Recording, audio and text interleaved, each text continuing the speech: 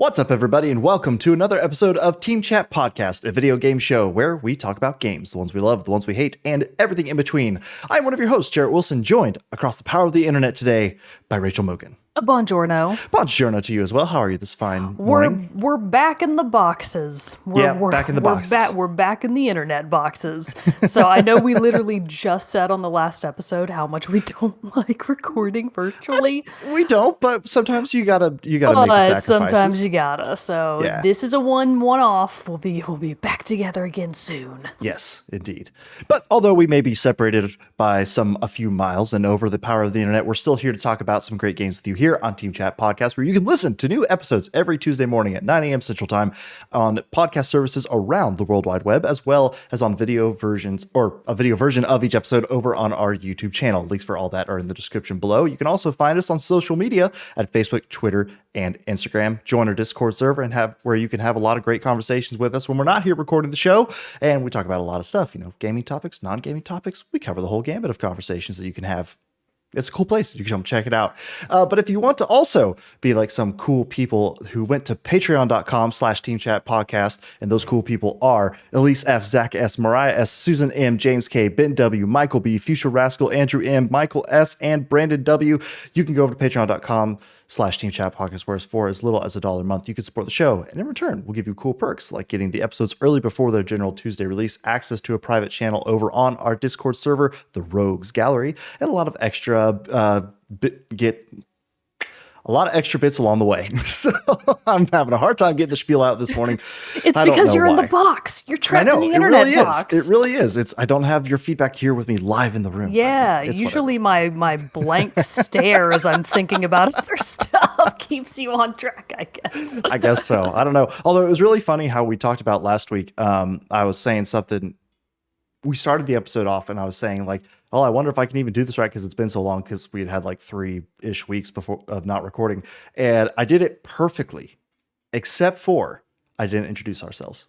Oh, I didn't even notice. I know, I didn't either. Well, people, they know who we are by now. The people know. I know. I wasn't too big of a deal, especially since the rest of it was a pretty good intro, if I say so by myself. But yeah, it was still kind of funny when I was editing it later. I was like, God damn it. Still can't get it perfect, So whatever. We move on. We grow as we go.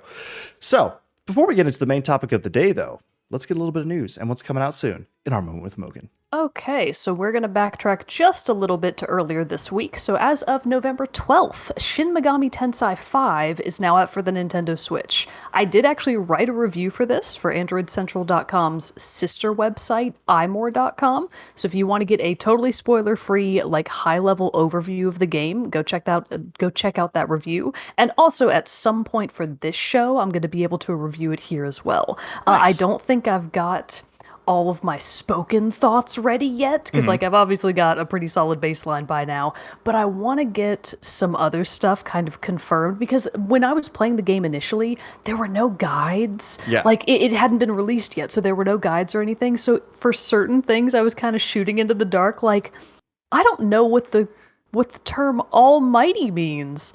What does it mean that it's an almighty physical attack? I now know that almighty means that it will still land on an enemy, like totally ignoring nulls, absorbs, and reflects. Hi, kitty cat. Hey, kitty. So, but I didn't know that before, so now I'm like, oh, okay, that's really useful, because I was just not using those at all. Now I'm like, oh, okay, I get it now. So we'll talk about Shin Megami Tensei 5 at some point in the near future. So that came out as of November 12th. That is currently a Switch exclusive. I strongly doubt that it will ever come to other consoles or even PC. That seems like a Nintendo exclusive IP. And it has been historically. It's typically been on the Nintendo Switch, the GameCube, the Wii maybe. It's a long running series. Yeah. But anyways, on November 16th, Moncage or Moncage or Moncage, it's Moncage, is out for PC, iOS, and Android. So this is either PC or mobile only. Sherlock Holmes Chapter 1 is out for PS5, Xbox Series X and S, Xbox One, and PC on the 16th as well. So is Surviving the Aftermath for PS4, Xbox One, Switch, and PC. A game that I'm sure we're all just on the edge of our seats for. I'm excited to hear what this one is. Oh boy. Okay, I do want to give you a guess because I know you're never going to get it, but I think it will amuse me to hear you guess. Okay. Just guess what it is. I'll give you a Oh, hint. God. It's from a famous children's cartoon. Non-Japanese, Western. Okay. No idea. You get 3 guesses. Oh, SpongeBob. No, older than that. Oh, okay. Flintstones. Not quite that old, I don't think, but from around the same era. You're almost there. Okay. I'm getting there. And this is, I'm assuming, a games no one asked for. No Okay. one was requesting this. It did also get a modern movie remake in CGI within the last 5 years, give or take. And for the movie as well, people were like, we didn't ask for this. Rugrats? No, but also a very good guess. You ready for this? Yeah. The Smurfs. The Smurfs, mission... What? The Smurfs, Okay. Mission Belief Smurftastic Edition for Xbox Series X and S, PS4, Xbox One, and Switch. Interesting. Why? That's interesting. Why did they make this game? Anyway. That's I don't know Oh what my the audience God. that's for, but okay, cool. Sure. Anyways, that's out on the 16th. So is The Wild at Heart for PS4. So The Wild at Heart is already available on Steam. I'm not sure about Xbox. It might actually be out on Xbox, but it's for sure out on Steam already. I'm very interested in this game, and it's on my Steam wish list. So Nice. go check it out. I think it looks super cool. That has just gotten a PS4 port.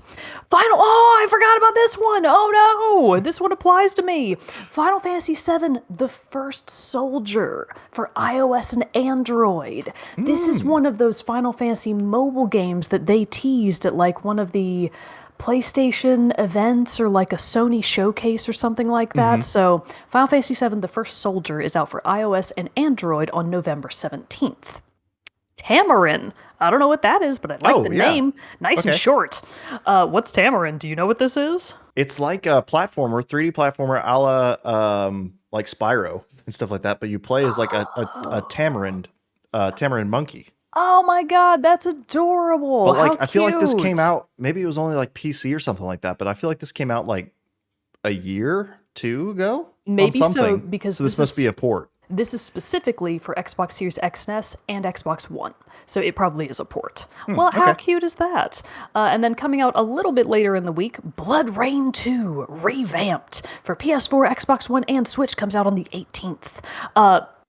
Why is this broken up this way? Oh, it must just actually be a repeat. Epic Chef comes out for PS4, Xbox One, Switch, and PC on the 18th as well. So does EXO 1, and that's EXO space 1 spelled out for Xbox Series X and S, Xbox One, and PC. Undungeon, also for Xbox Series X and S, Xbox One, and PC. Battlefield 2042 comes out for PlayStation 5. I guess we did have a big backlist to catch up on. Yeah, this isn't the backlist. This is all stuff that's coming out this week. It's just a busy week. Oh, I thought Battlefield 2042. Okay, wow. I thought that one was already out already. Maybe this is just an outdated list then. All right, so it either is currently out or it's coming out on the 19th. Battlefield 2042, and that's for PS5, Xbox Series XS, PS4, Xbox One, and PC. A Nerf game. I'm not going to talk more about it. I was trying to get to the only 2 games this week that I care about. On November 19th, Pokemon Brilliant Diamond and Pokemon Shining Pearl. The Switch remakes of Pokemon Diamond and Pokemon Pearl, which are old, like very old GBA.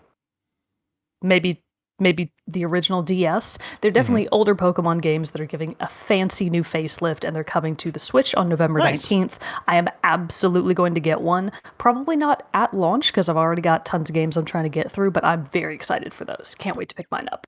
Very cool. Dear God, that's everything that's coming soon. And that only got us through Friday. I'm not even touching the weekend. Jesus. I know. And it's the last 3 big releases before the holidays and stuff like that. So Yeah. Well, it's anyways, a busy time. There's all that stuff that's out. Go play some of those things. Preferably The Wild at Heart. It looks really cute. Nice. Do it. Play video games, everybody.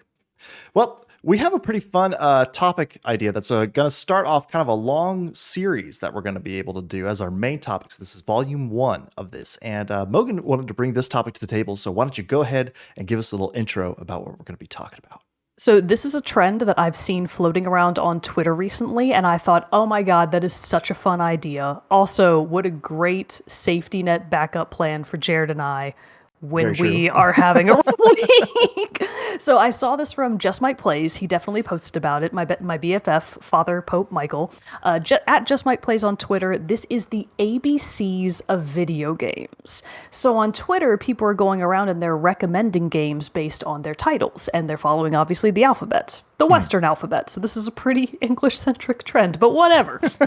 So the gist on Twitter is mainly that it's games that you would recommend. I personally want to expand that topic out because there are tons of games that you and I have probably never gotten to talk about on this show because they've just never fit into any of the categories that we've previously discussed. I've got one for one of my ABCs this week that probably no one remembers. Probably no one has even heard of, and I have a fun story behind it and how I'm even able to get to talk about it on this episode because this was a recent redevelopment. So we'll get to that for the letter. That's exciting. We'll get to that for the letter C. So everybody get hyped for the end of the episode.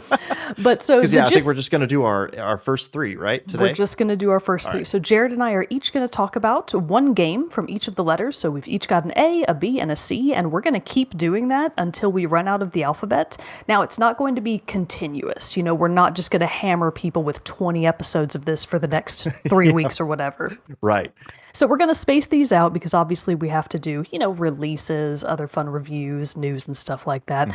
But we're kicking it off today with our ABCs. And Jared, do you want me to start? Yeah, go ahead. Yeah. All right. So my A is the most obvious one. And I thought about not doing it because it was so obvious. But I'm not sorry because it's timely and there's more I want to talk about. It's the Animal Crossing New Horizons expansion, the update/expansion. So we mentioned this back when they first announced it. We did a little bit of news and catch up about the Nintendo Direct when they announced all of this, but we haven't since gotten to talk about what it's actually like to be back in Animal Crossing now that there's this huge update. So if anybody's not familiar with what's going on in Animal Crossing New Horizons, on November 5th of this year, they updated the game to add basically another game's worth of data. They added in almost every furniture set. Like ever. The names may have changed, but tons of furniture is back in the game that was previously missing. My personal favorite set, I'm not sure that it's back exactly. I would have to go back and scrutinize the pixels a little bit closer, but from New Leaf, my favorite furniture set was the Rococo, so like the French Rococo furniture set. A version of that called the Elegant series is back in New Horizons now, and I'm so excited. I've already managed to find 2 pieces of the set, but there's way more than that, so I cannot wait to collect them all and recreate a fabulous Victorian library/study, which is exactly what I'm doing right now. Nice. So they added in crap tons of new furniture, quite a lot of new clothing, and I'm really excited about this as well. I'm more excited for the furniture, but the clothing is a really nice touch too because I was getting so bored with the same standard furniture just rotating in and out of my clothing shop nonstop. And because a lot of it is frankly hideous. And I'm really glad that they added in some actual cute outfits into the game again. So that's really exciting.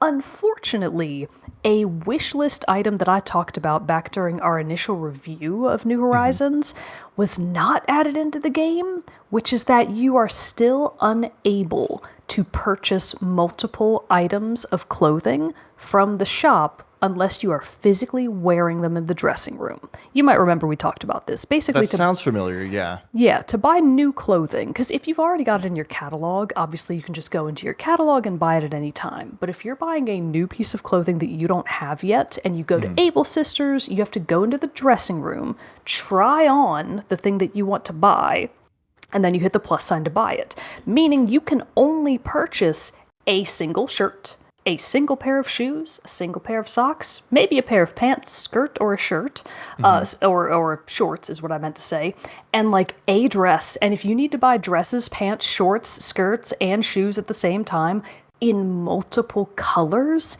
it takes forever. And it is so annoying because you have to leave the dressing room. You have to leave the dressing room every single time and then go back in. No. And they didn't fix it. It's still like that. Oh, that's a problem. So that's like my biggest complaint is that this was their opportunity to fix that horrendous system and it didn't happen. So that's a big bummer. But I am still very happy about all of the new content that they added into the game. Additionally, the biggest thing that they added that I am just absolutely adoring, cooking. The cooking aspects are fun. So previously, you were able to grow exclusively pumpkins on your island for the Halloween event. So it was a special thing that would happen last October, and you would be able to grow pumpkins on your island and then use them to craft things, or you could just sell them back to the shop to get money. You couldn't do anything else with them other than craft or sell them. Now, though, you can plant pumpkins, tomatoes, wheat, potatoes, carrots, all kinds of stuff, and then you can take it back to your special kitchen in your house now and actually cook those into dishes. Nice. And like you can catch fish, and then your villager is like, I've got a good idea for this sea bass, and then you get a new recipe in your inventory. Oh, that's cool. And you get to take that fish home and then cook him and eat him, and it's awesome. So it's really cute. You do actually get to eat the dishes that you cook, which is fun. Just what a fun little add-on. Or you can like... Do they give you benefits or something like that when you eat them? Like They do. So this has been a long benefit in the game for fruit, which is that if you eat anything in the game up to 3 items, you basically get 3 superpower charges for your villager. So normally you don't have the strength. You don't have the strength to pick up entire trees and put them into your pocket and relocate them. But if you eat something, you get a little superpower, and then you can pick up really heavy things and move them to other places.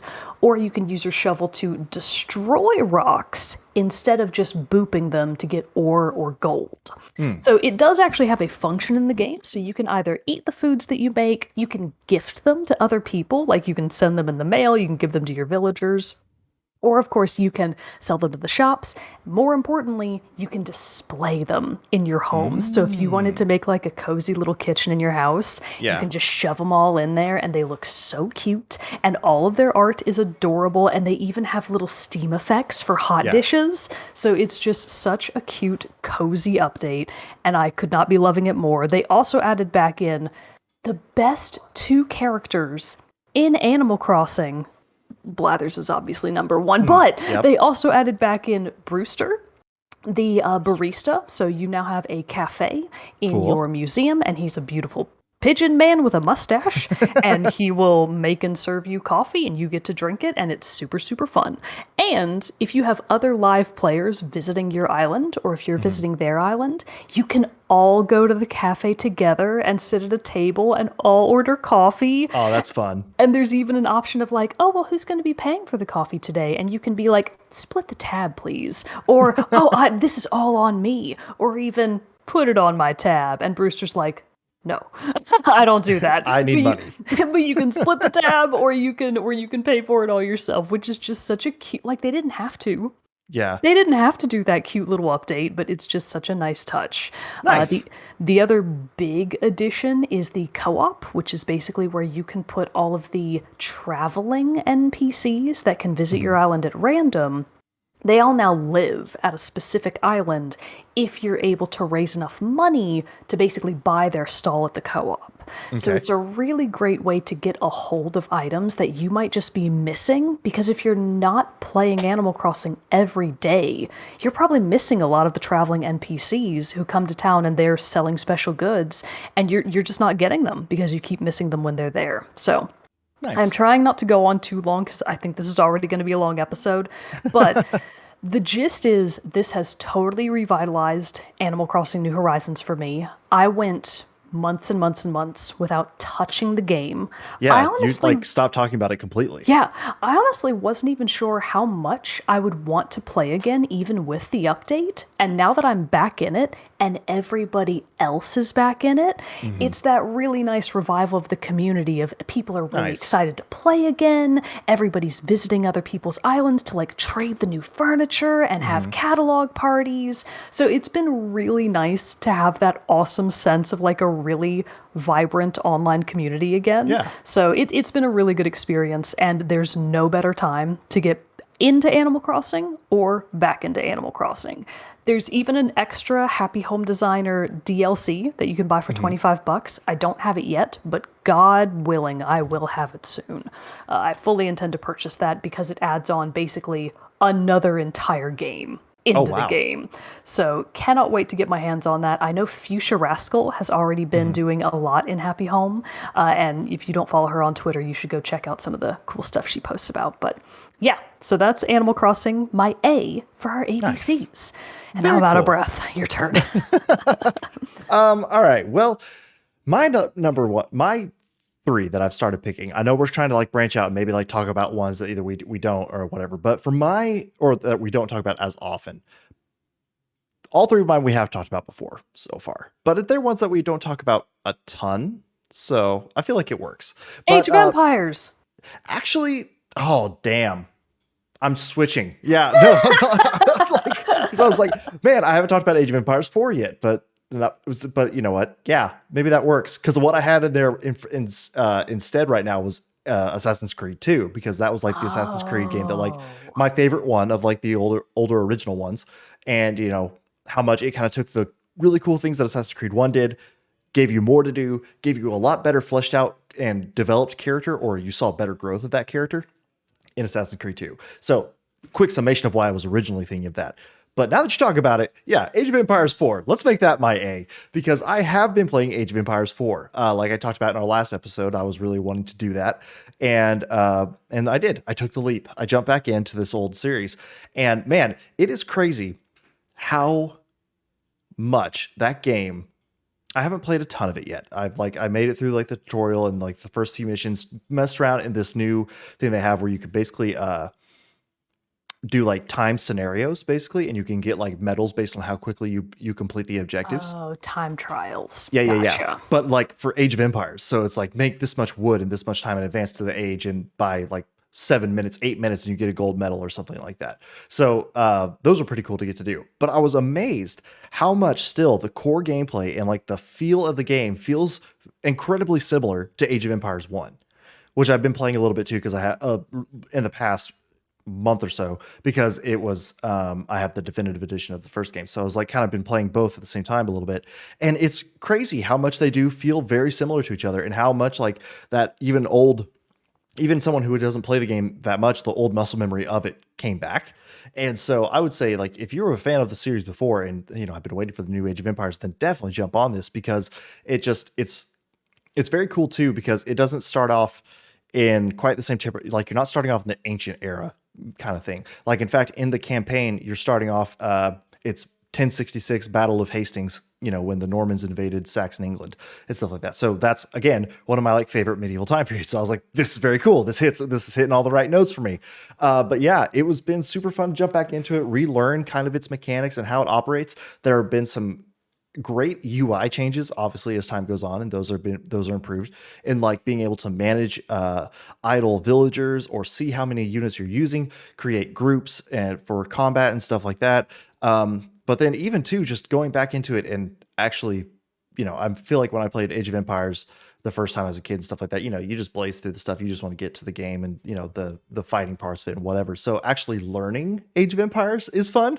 And so like after doing the tutorial and like learning how you can like group the production of buildings all together by multi-selecting, which I feel like that's a new feature of 4 is that you could say have 3 barracks and tell them all like select them all at once and tell them to produce lots of units, so you don't have to go to each one and click on it, queue up units, go to the next one, click on it, queue up units. You can just like click them up, queue it up, and it shares production across all of them. So that's like kind of cool stuff that it does too.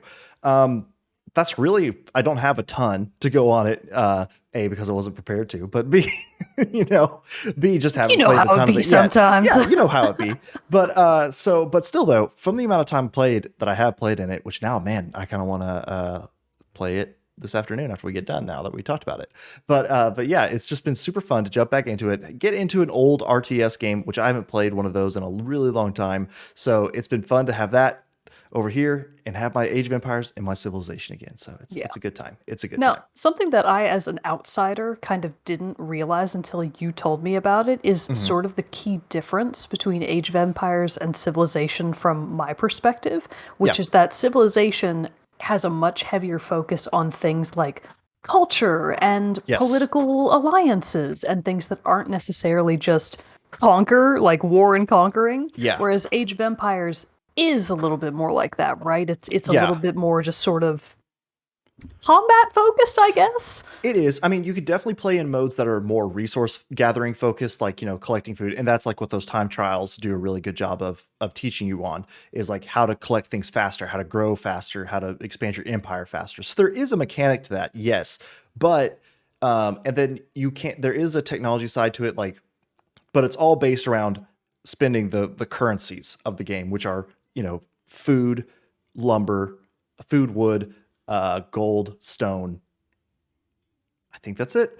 And so it's like researching a new technology, you're going to pay like 800 food and 400 gold or something like that. It's not Okay. generated. Whereas in Civ, you have to use the resources and tiles and buildings that you create that give you a science value that you generate at the end of each turn, like plus 10, plus 15. And that's Right. what goes to growing your technologies automatically. So it is a little bit different thing, but that makes sense for it being a real-time strategy where, you are just like kind of building up these stockpiles and that's what you use. So that way it does kind of like keep the playing ground level, I guess, across all things. Yeah. And so of having that base currency. So it is different in that way. And then yeah, in Civilization, you also try to get like diplomatic points, which can help you in like World Congress. There's getting culture as alongside science. You have to worry about like housing and stuff like that in Age of Empires 2, but I don't necessarily feel like the happiness of the people is something you have to Worry juggle. about. Maybe it is, and I haven't got to that part yet. But yeah, Your people are just uh, miserable and you don't even know. right, right. Because like even in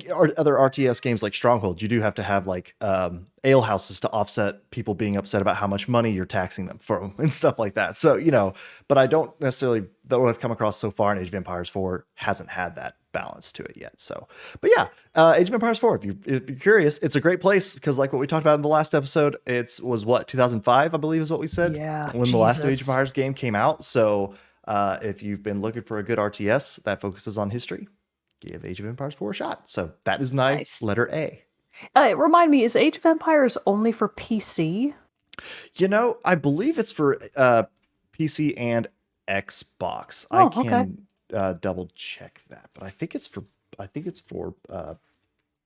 PC and Xbox. It just seems like the kind of game that's so intense that you would need a Nope, just PC to be just able to. Windows. Okay. Just Yeah. Windows, huh? Yep. Yep. Well, first of all, this is Mac erasure, and I don't even have a Mac anymore, but I remember the struggle. I remember those I know, days. right? But no, like how it plays, music, and all that stuff is great for it. It's a fun time. All right. I definitely want to wrap that one up, and well, Yeah. it's going to take me a while, but I want to play it more. Well, luckily, my next game, which I've mentioned before but haven't gotten to talk about in any sort of depth yet, so this is Mhm. really exciting, it is at least also available for Mac. So, Ooh. available for PC, Mac, Linux, Nintendo Ah. Switch, PS4, and Xbox One. It's Blackbook.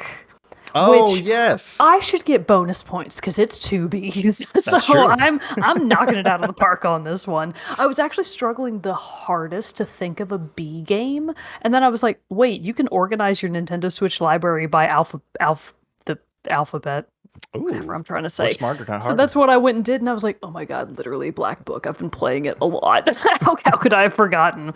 But it's that it fell off of my like short view of the Nintendo Switch games that you've recently played Mm-hmm. because a couple of friends were over, so I'd been playing Mario Party and Mario Kart, so it got Right. kind of pushed to the side, so it just wasn't on my mind. But dear God, do I need to go back and finish this game? I think I'm pretty close, and it is so fun.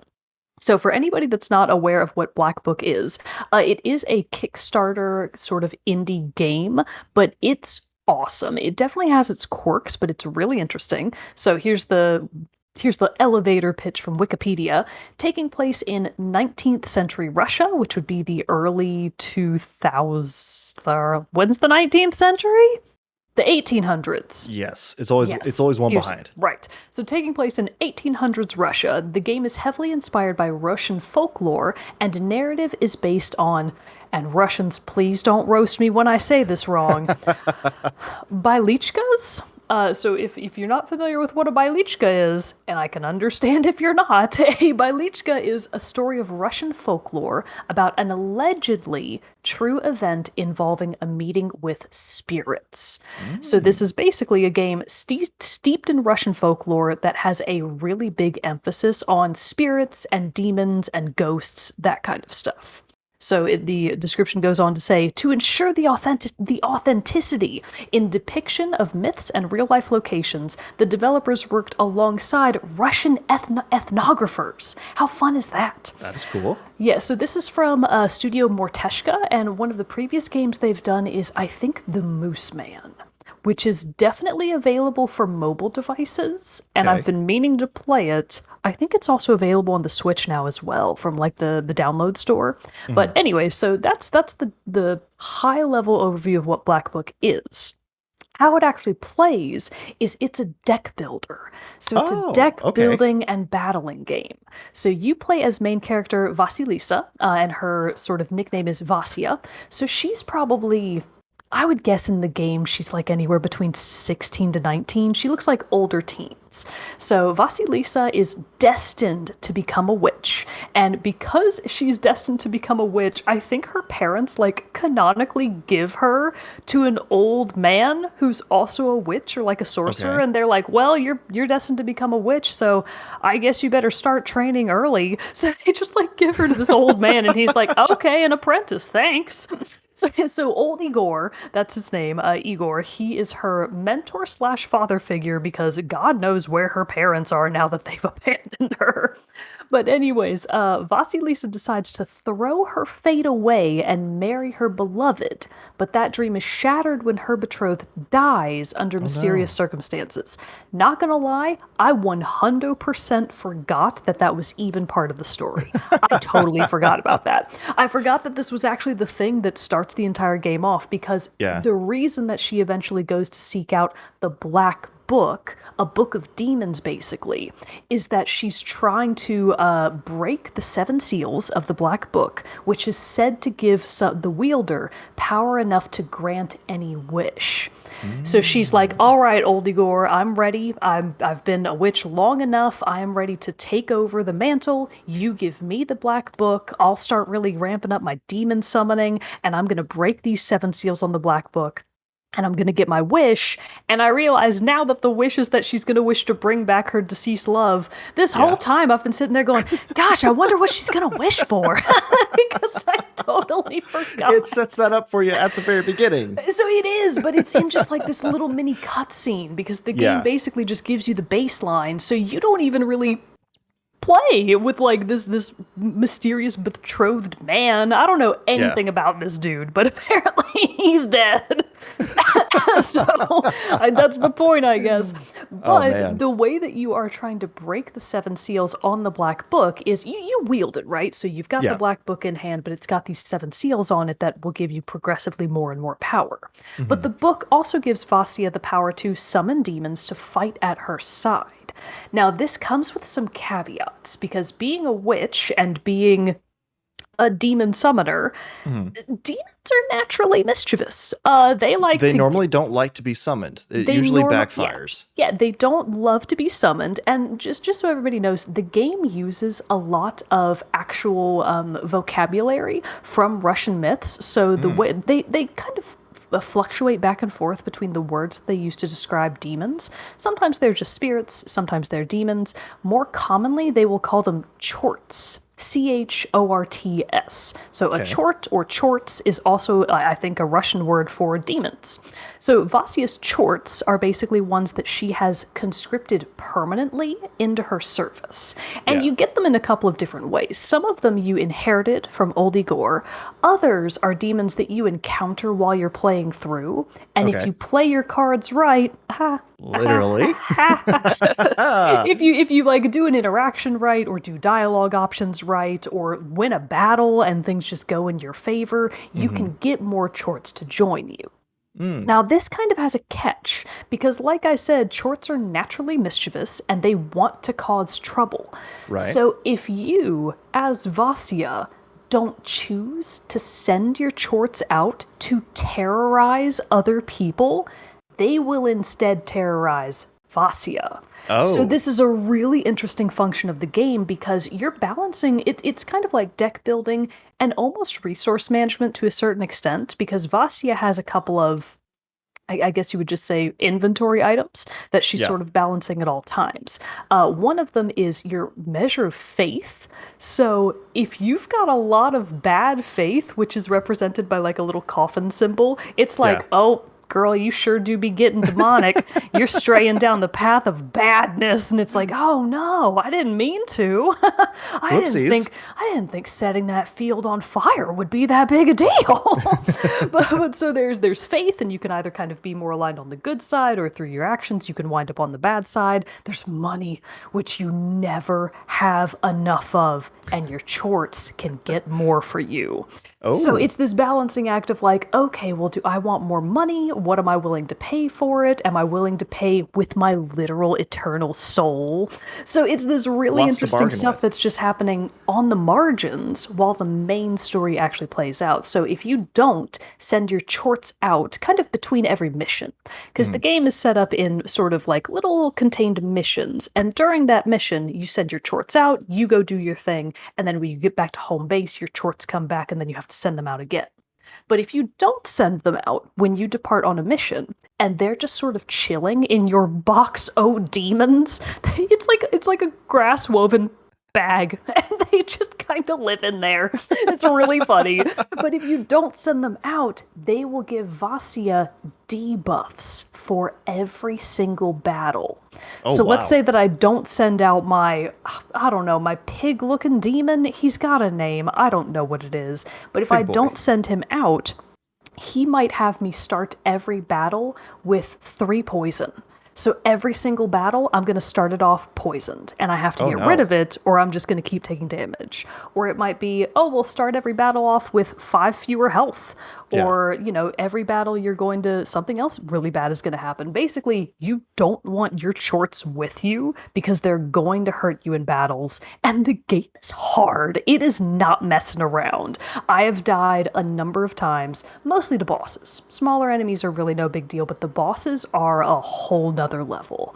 And if you've got automatic debuffs going into those fights, Yeah. you're boned. You are not going to be doing good because, like I said, you're also mega poor all the Right. time because everything that you want to buy, like herbs and remedies and special items that can give Vasya different abilities, those are all really expensive. So you're Yeah. like, I only need 3 healing herbs, but they're like 20 of my currency each, and I've only got 5. So I guess I'm just screwed. Struggles. Struggles. Yeah, it's a real struggle, but so that's just sort of what's happening on the margins. The main meat of the gameplay is, like I said, card collecting, deck building, and then battling with your decks. Hmm. So there's I'm totally gonna blank on all of the words for this, so my apologies in advance to the Russian folklorists out there who know all about this stuff.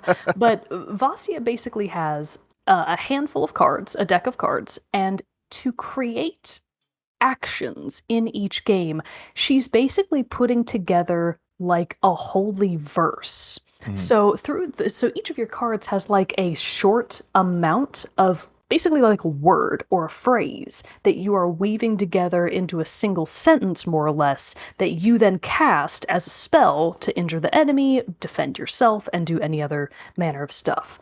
Right. So by default, you get 2 I'm going to call them normal cards because I don't remember. Scrolls! They're represented by scrolls. So Okay. you have 2 slots up at the top of your actions that are dedicated to the scroll icon cards. Hmm. Don't ask me what they're called. I don't remember. But they are like scroll icons. And then you have a third option for a key. So you've got 2 scroll card slots and 1 key card slot. And those combined make up whatever your next action is going to be. Hmm. You do not have to use all of them. You can just use one if you want to, or you can fill up all of them. Cards are either coded as being black or white, indicating sort of what spectrum of good and evil they fall on. Black cards usually do more damage, they usually do more evil things like status ailments, whereas white cards more often will heal you, cure status ailments, defend you, like give you guard, because you also don't have much health, and guarding against enemy attacks is vital. Yeah. Because if you take a single solid hit from an enemy, can put you back for the entire rest of the encounter, and you may never recover. So it's really interesting how you just sort of weave these decks together because they have such a fun range of the types of things they can do. Yeah. I've really sort of just started to get into some of the different, I guess you would almost call them elements Hmm. that the game has. But for example, in the first sort of main chapter, you've got things like, okay, well, do 3 damage to a single enemy. Cool, that's a nice basic card. But then in the chapter after that, you might start accumulating cards that are, okay, the first time you use this card, it only does 2 damage. But every time you play another card of this card's same name, it doubles the value of the attack. Mm. So if I stack my deck with 6 of that attack card and it's my only attack card, every time I play one, it's just doubling up the damage every single time. Oh, So okay. eventually you start to unlock really cool cards and you're like, "Oh, I'm starting to see the synergies and how certain cards play off of each other." And it gets really intense, really interesting, and just sort of playing around with different decks that are working out either really well or really bad is super fun. Nice. This is the kind of game that I don't play often, but the Yeah. times that I play it are hours long sessions because just once you get into that groove, you're like, I just gotta keep going. I Yeah. just gotta keep going.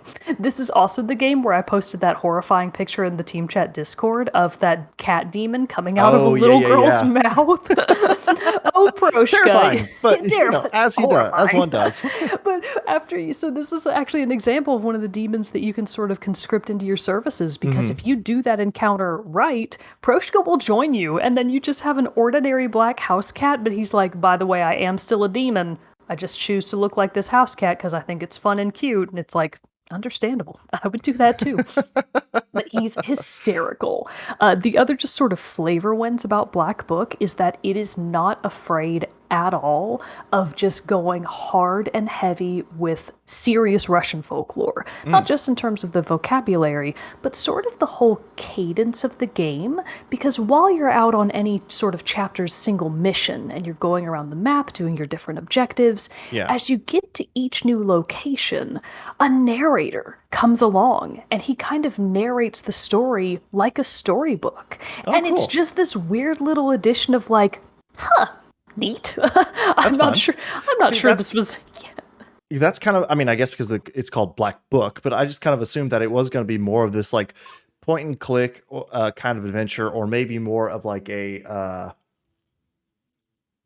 yeah, I guess just kind of like a storybook adventure. I didn't realize that it was going to have like a whole deck building aspect to it as well. Oh yeah, no, the deck building is That's pretty cool. front and center number 1, and it's done really well. So if people are fans of games like Slay the Spire, for example, I would recommend that you check out Black Book because I think it's really fun. I think it's got a lot of interesting mechanics going on with it. I really like the constraints because your hand size is actually really small. I think you only start out every encounter with 5 cards, I want to say, 5 or okay. 6 cards.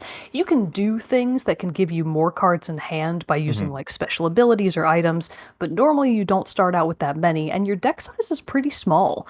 And of course, you can make it smaller by choice. So you can build up a really specific deck that doesn't have a lot of options, so you're Yeah. guaranteed to get those cards basically every hand.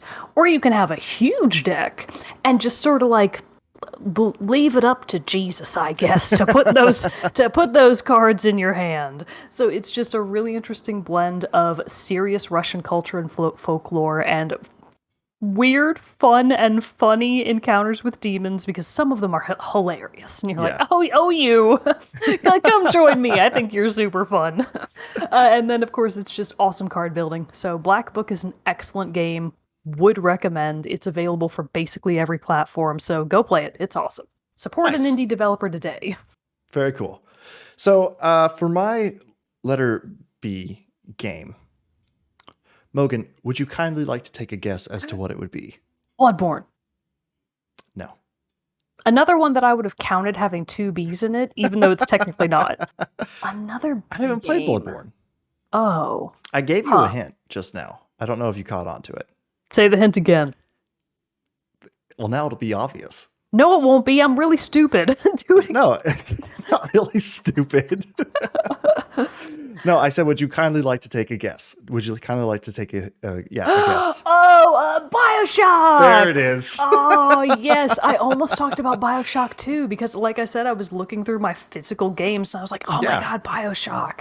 Good choice. Yeah. I can't wait to. I mean, I know we what haven't- happens, but I want to hear about Right, it all the same. we know what happens, but I mean, the whole point of Bioshock and why it takes my letter B, because it wasn't necessarily one that I've played recently, and I've only played the game through one time, and sadly, I haven't made it to other entries of the series yet, and I know I'd need to. Like Bioshock Infinite, I know is such a great game, and I've always heard that it is. But Bioshock deserves its B spot for this list because of that, the would you kindly. That huge twist, that bamboozle, you could say. Dude, that, we should be taking shots every time we use a vocabulary word with a B. right? Any of That these matches letters. when we can work it in. I know, because it was so well done. I had no idea the whole time, and the massive spoilers for Bioshock if you haven't played Bioshock yet. Sorry, It is a But, very like, old game. It so is an you've old been game warned. at this point. Yeah, exactly. But like that whole thing, I had no idea through the whole playthrough that Atlas was the baddie. This person who had been helping me out the whole time throughout this, telling me where to go, giving me things to do, but all hidden behind his secret queue, basically, that would make me do things for him whenever he would ask, would you kindly? And just that whole reveal was so expertly well done and so well crafted in the story. When you get to the final boss fight, or what you think is the final boss fight, when you actually square up against Andrew Ryan, who was the leader of this underwater city of Rapture, when you got to that point, and I was like, here we go, this is going to be nuts, because there have been so many crazy boss fights previously in this game. You get to this point, and you basically just walk up to him and club him in the head with a golf club. You literally like 2 or 3 club him times. in the You head. literally club him in the head, and he's just dead. And you're like, what? Yeah. What happened to this massive showdown that I was going to have? And then only for it to realize that it was been Atlas pulling the strings the whole time, and then he's some like massive mutated form at this point that you then have to fight. And that was an insane boss battle as well. But just the whole atmosphere of Bioshock 2 just really had this eerie, unsettling tone. The splicers that you fought against, the normal like enemies that you fought with their weird like animal masks and freakish abilities that they had with like summoning bees. Oh yeah. Another one. And then and all this stuff. Take another drink. And and all the different like electrocution, all the different things that you could add to your abilities. What did and they then call still them? Plasmids? Plasmids, that was the word. that Yes. right? Okay. Yes. Thank you. I'd completely blanked on what they were.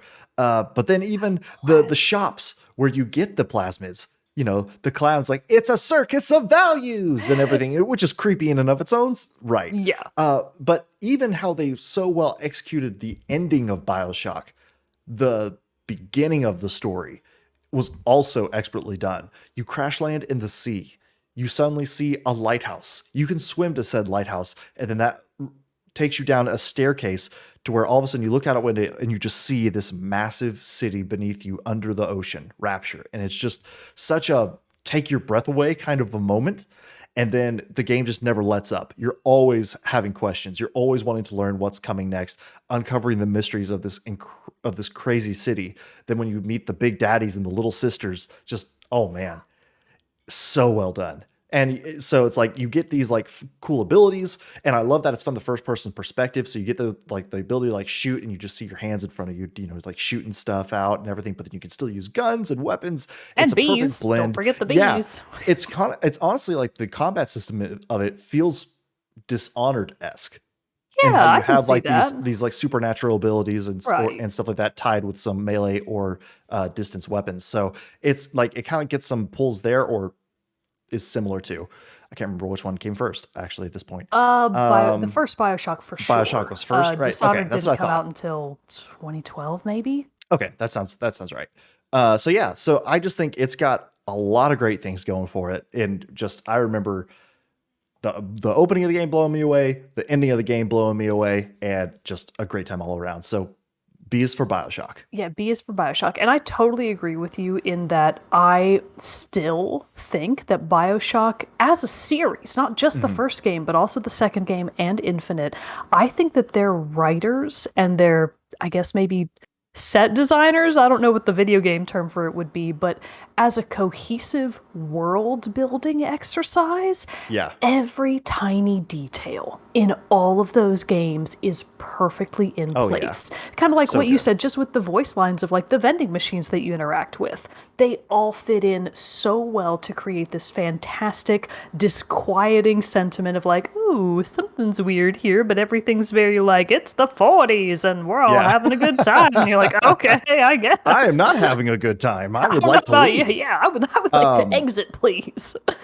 Plus, it also has one of the most outstanding uh, piano pieces used in a video game soundtrack, Cohen's masterpiece. Everyone, go Yeah. do yourself a favor and Google that, YouTube that Yeah. right now, and listen to Cohen's masterpiece. Man. Gary Scheinman is the composer of Bioshock, and it's just, oh my god, it's so good. Chef's kiss all the way. It's just good stuff. One final note: the first Bioshock came out in 2007. The second Okay. one 2010, and then Dishonored didn't come out until 2012. So Bioshock Oh, okay. predates So Dishonored by a lot.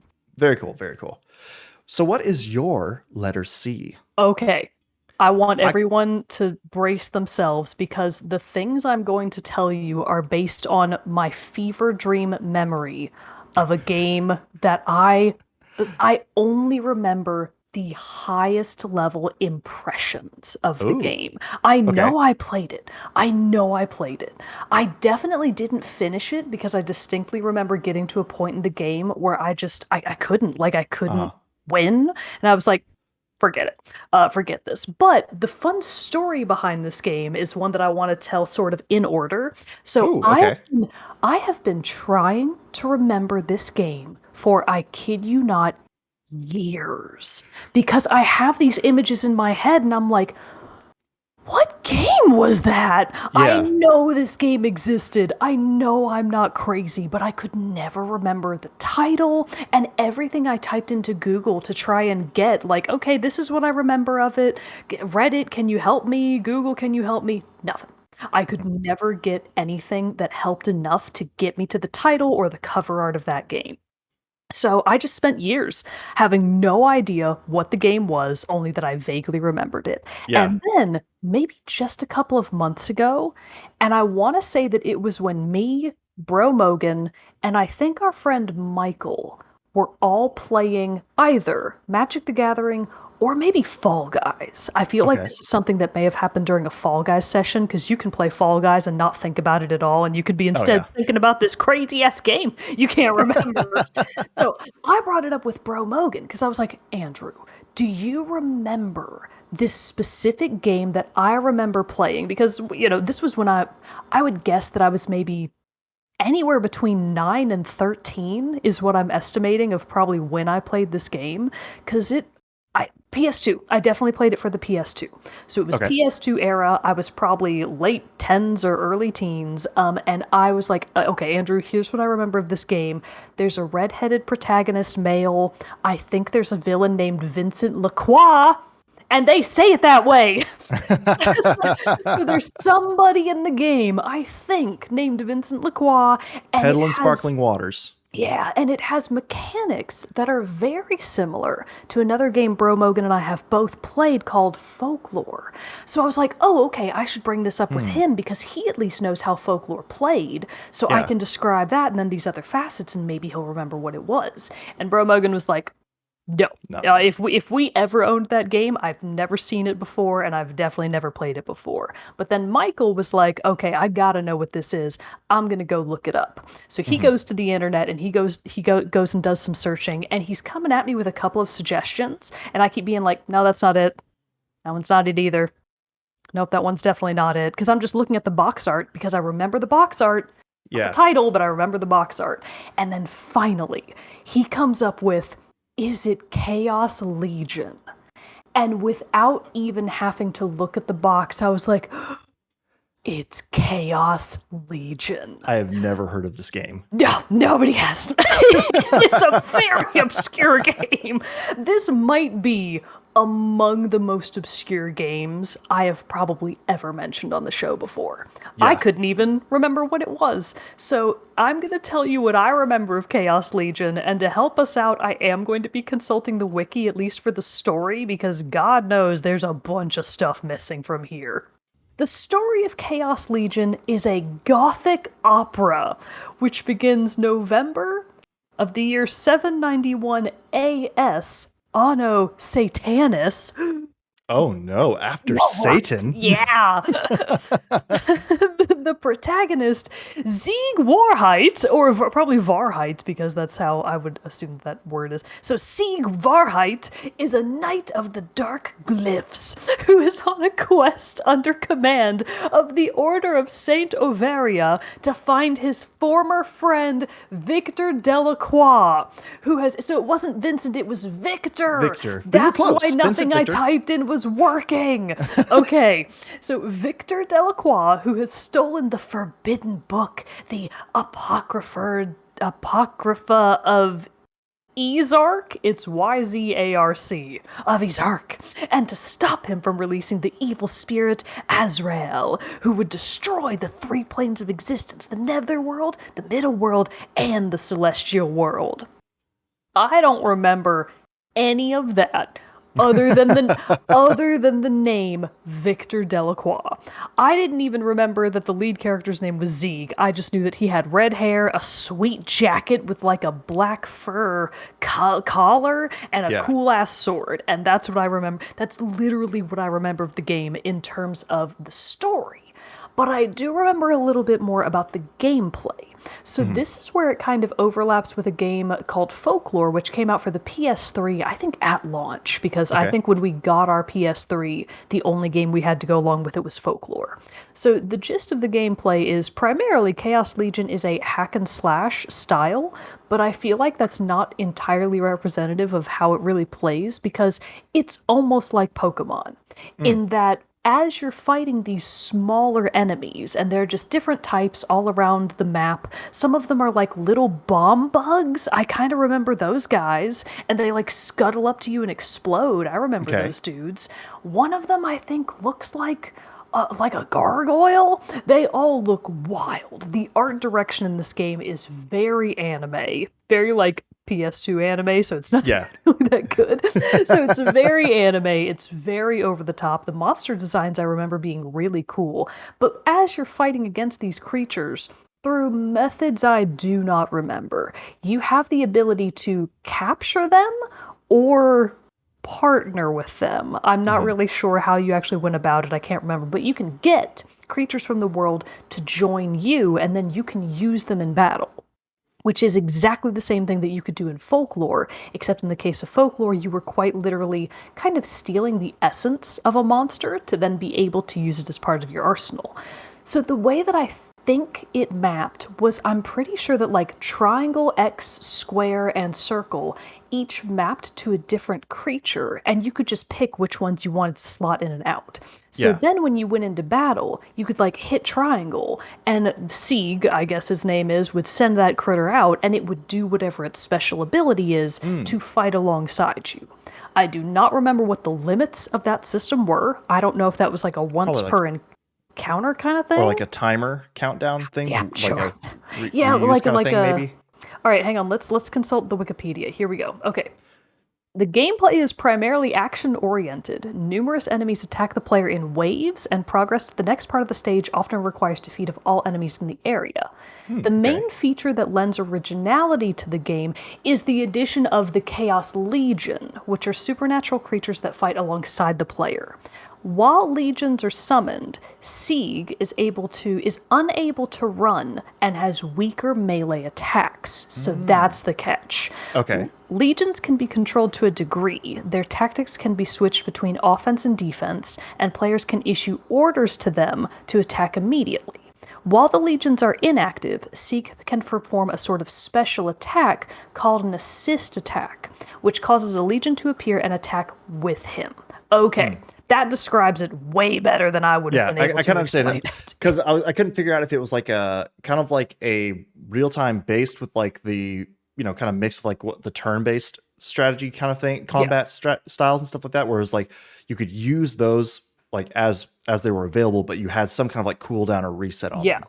It definitely was not turn based. I remember this Okay. being a real time combat scenario. So that's what this game is. And really, the main reason that I wanted to bring it up is just because I have been thinking about it for literal years. Yeah. I could not remember what it was, and I finally found out this year that it was Chaos Legion.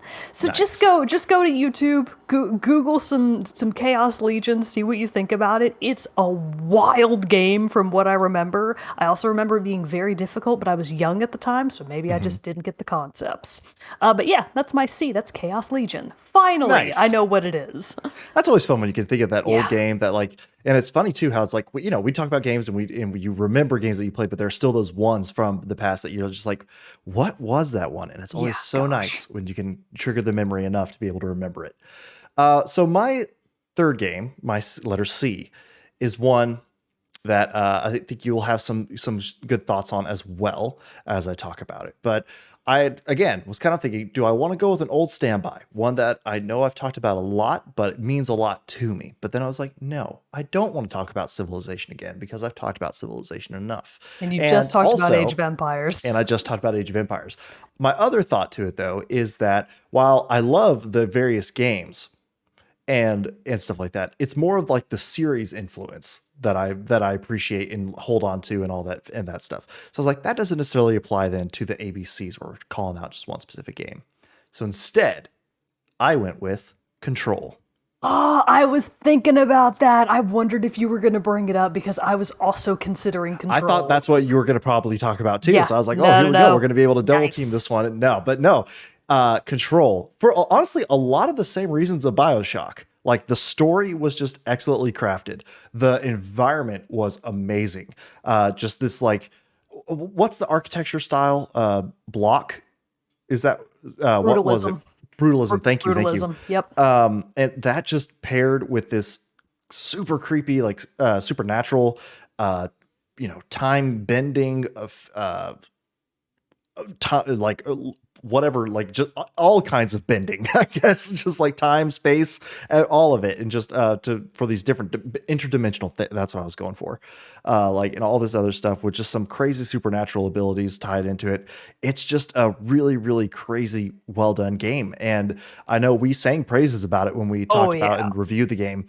So that's why I didn't want to necessarily talk about it for too long, but just having the character of Jessie and then her being able to slowly build these abilities as she becomes the, like the director of the Bureau of, I'm blanking. Bureau. I remembered Bioshock so well in the game. What is it called? I know that they. Oh God. Okay, I'll look it up. You keep talking. Yeah, I'm drawing a complete blank of it. The Federal Bureau of I Control. want to say it's is called. It just Oh wait, Control? is it the Bureau of Control? Because that's what I Yeah, was it's just the gonna Federal say. Bureau of Control, I think. Oh my God, we're idiots. Is it? Okay. Oh my well, God. hang on. Okay, All well. right. So control quanta.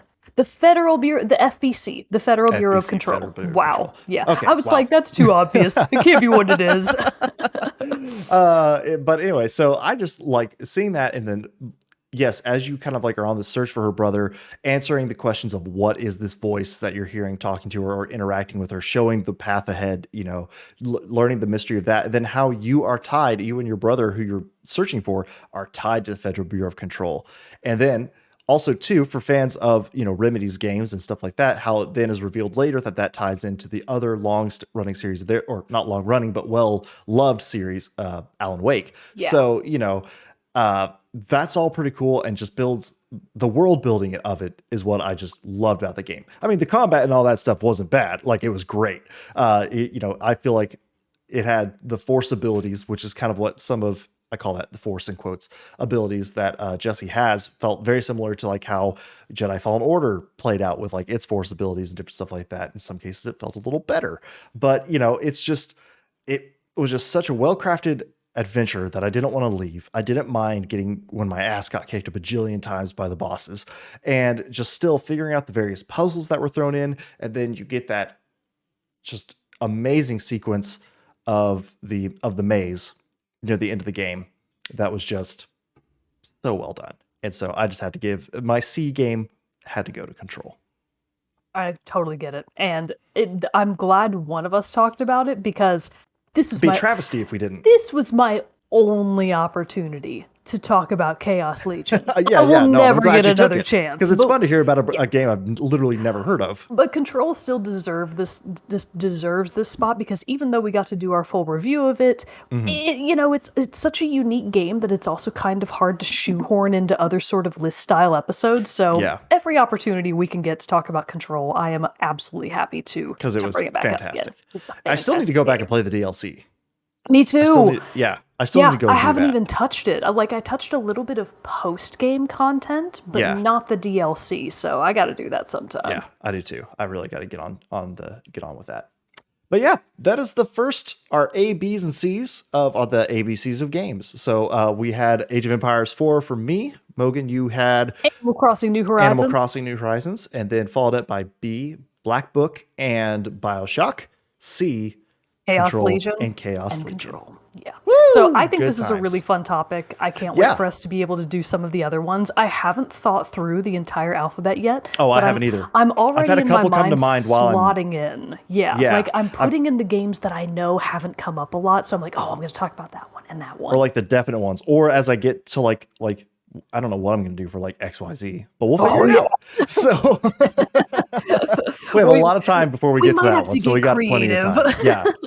Bend the rules a little bit. Well, but that's it. And we would obviously, jump on the trend with us like we're doing. Let us know your ABCs of gaming and what those would be. Yeah, get the Discord, share it with us over on social media, whatever. We would love to hear from you. But until next time, everybody, that concludes this episode of Team Chat Podcast. I am one of your hosts, Jarrett Wilson, joined across the power of the internet by Rachel Mogan. Adios. We'll see you all next time.